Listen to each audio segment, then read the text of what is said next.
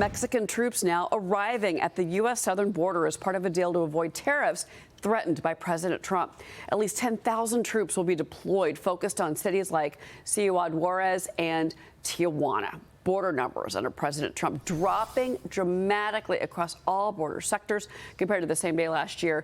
In Laredo, encounters are down 16%. In El Paso, they're down 65%. In the Rio Grande Valley, down 66%.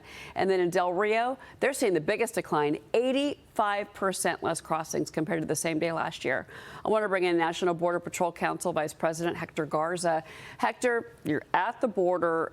I want to first get your reaction to the incredible drop in these numbers, but also what your expectations are for these Mexican troops that are now arriving at the southern border. How do you foresee this working and playing out?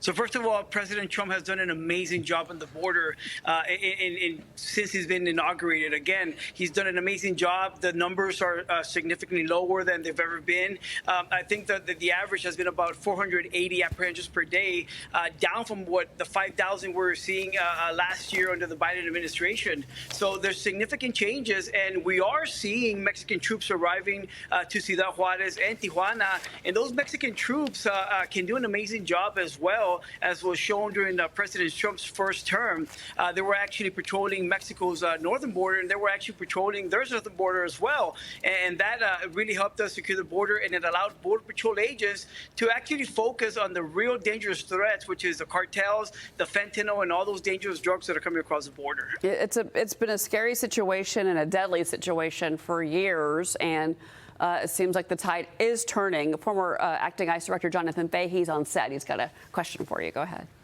So first of all, I expect your members, the morale has gone through the roof since the new administration, and I'm sure you're happy about that. But one of the things with the numbers declining down to a few hundred a day, as you know, the drug cartels or the cartels were making $7,000 to $9,000 per head of people that are coming across the border, and now your members are also going to be able to focus more on drug trafficking. How do you expect the cartels to react, and do you expect your members to be in more danger based on these actions that President Trump is taking, basically stopping the illegal flow of immigrants and then also cutting down on fentanyl?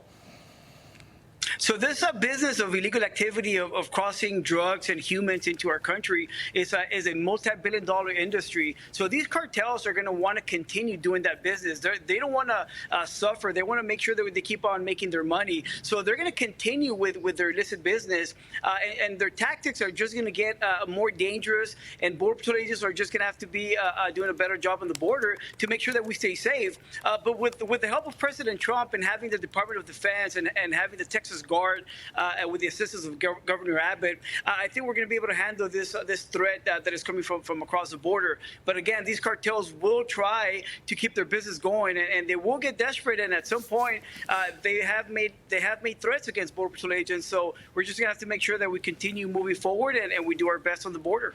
All right. Well, I want to stay on this issue with the cartels because obviously with the revenue losses that they're going to suffer, a billion-dollar industry, to be clear, under Joe Biden.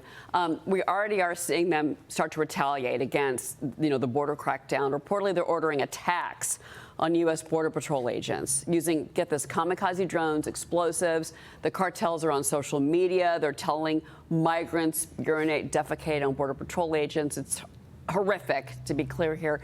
Texas Republican Congressman Chip Roy is warning of a whole new frontier of border security that has to be dealt with. So now that we know that the cartels are using drones, Hector, I want to get your reaction to that. And because, I, as well as Secretary of Defense Pete Hegseth, he says the military will be there. The military will support you and your fellow officers.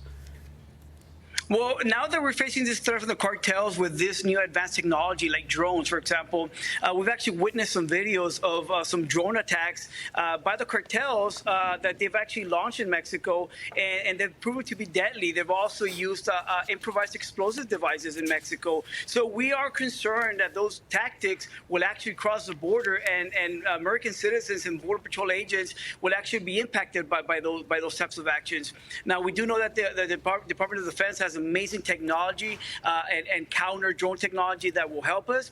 But again, I think now the threat has now changed, and we just hope that these cartels think about what they're going to do next, because President Trump is not going to tolerate any attacks or violence against Border Patrol agents. So again, they better think twice before they decide to attack us. Do you feel like you have enough equipment and enough protection? Do you and your officers have enough?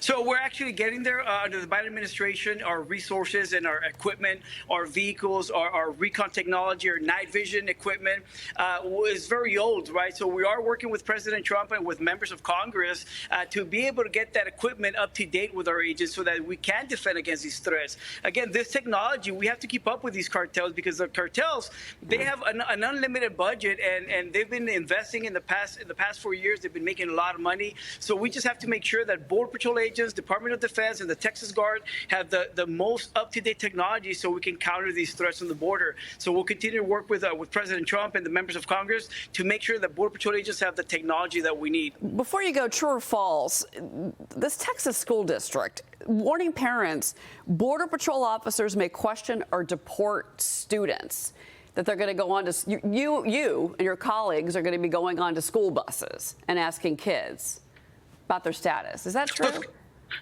So school buses have been going through Border Patrol checkpoints for decades. I've been in the Border Patrol for 25 years, and school buses have been going through Border Patrol checkpoints for many, many years. And Border Patrol agents will only board those buses if we have intelligence to indicate that there's a threat to the community or a threat to those children. The Border Patrol agents aren't targeting children that are going to school. That's not our focus. Our focus is to catch the dangerous criminals, targeted enforcement. And again, those school buses go through checkpoints every single day as kids are going to school.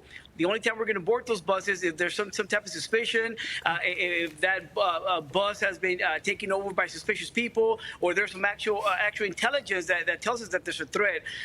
It's fake news. It's more of some of these Democrats and these liberal communities trying to stoke fear in people. And no, what we're doing is we're protecting the border. We're doing an amazing job under President Trump, and that right there from the Alice School District is fake news. All right. Hector Garza, thank you so much for joining us. And honestly, our prayers are with you and your fellow officers. We hope that you are certainly safe and protected down there, sir.